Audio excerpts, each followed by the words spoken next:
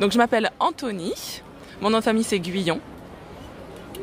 Je suis responsable de l'organisation du comité d'organisation de la Journée mondiale des sourds en coordination avec CLAS, CLAS, qui est la coordination lyonnaise des associations de sourds et qui regroupe des associations de tout type, le troisième âge, le sport, l'art, et toutes ces associations sont réunies dans CLAS et donc on organise cette journée ensemble.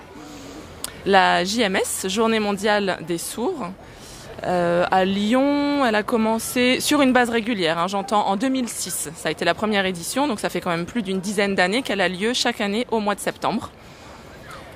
En fait, la JMS, c'est toujours le 3e samedi de septembre. C'est une date qui est fixe. Et alors, ça, c'est lié à quoi? C'est lié au fait que la Fédération mondiale des sourds avait décidé que le 3e samedi du mois, c'était la Journée mondiale des sourds. Ça avait été décrété ça en 1958. Ça a été décidé par la Fédération mondiale des sourds. Tous les sourds du monde ne l'ont pas organisé. Ça a été plus ou moins suivi et Lyon a finalement suivi l'événement assez tardivement. En France, il y a d'autres villes qui s'y sont mises plus tôt. Alors, il s'avère que sur Lyon, ça avait d'abord été organisé de manière ponctuelle, parfois oui, parfois non, et à partir de 2006, vraiment sur une base régulière.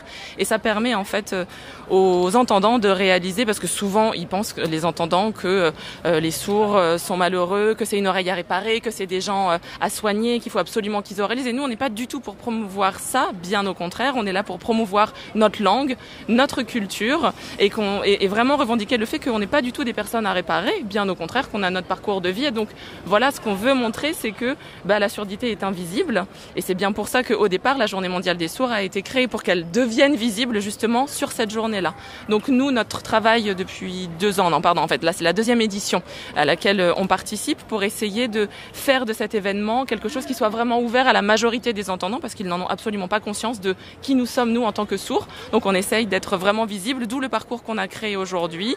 Donc il y a différents ateliers au sein de ce parcours. Ça permet un peu de prendre des informations sur l'histoire, de s'essayer aussi un petit peu à la langue des signes. On a toute une équipe de bénévoles pour ces journées-là, des équipes de bénévoles pour gérer la logistique, des équipes de bénévoles interprètes.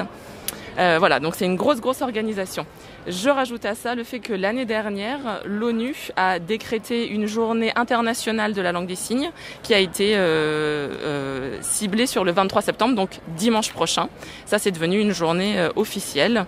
Donc nous, on fait ça, la Journée mondiale des sourds, une semaine avant. Et dimanche prochain, c'est plutôt un regroupement national qui se fera à Paris.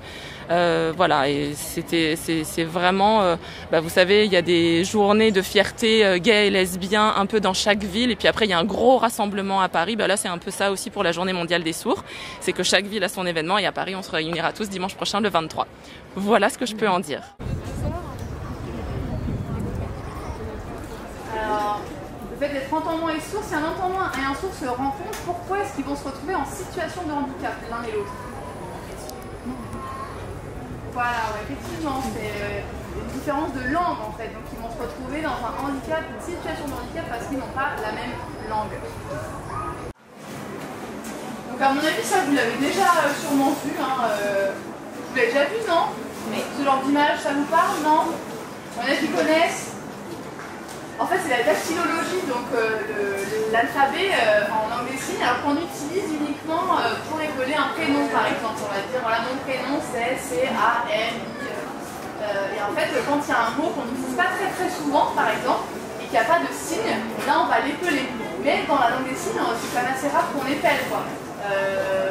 C'est vrai que moi, ça m'arrive pas au quotidien de devoir utiliser cet alphabet. On va voir que la langue des signes, c'est ça, en fait. La langue des signes, elle est reconnue comme une vraie langue depuis 2005 seulement, donc ça fait vraiment pas longtemps. Donc on est encore dans la Constitution, on n'est pas encore reconnu, donc on n'a pas encore administrativement encore toutes les reconnaissances, mais on devrait être reconnu comme l'anglais, l'italien, etc. Donc là ça commence, ça y est, depuis 2005, il y a une vraie grammaire, une vraie syntaxe qui est reconnue comme langue à part entière.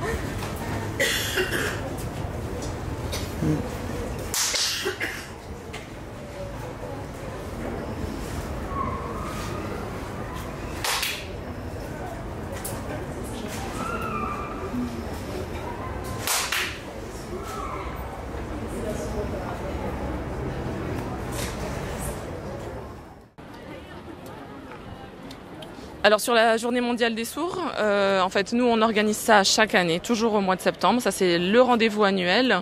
On verra peut-être que la forme sera amenée à changer. L'année dernière on était déjà sur la place Louis Pradel avec une scène derrière vous, donc là-bas au fond où il y avait du chant-cygne, de la danse, tout un tas d'événements un peu plus publics. Il y avait d'autres animations. Là cette année, il n'y avait pas le parcours qu'on a créé cette année, donc on avait une autre forme l'année dernière. Peut-être que l'année prochaine la forme sera encore différente. Tout dépend du budget. D'ailleurs, j'en profite, c'est vraiment important pour moi de le dire, de remercier tous les mécènes, toutes les entreprises qui ont pu financer une partie de cette journée parce que c'est dur pour nous.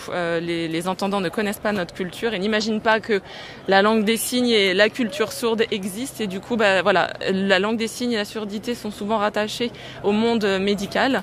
Et du coup, là, nous, on a plusieurs entrepreneurs sourds, des associations aussi de sourds qui ont financé un peu cette journée-là.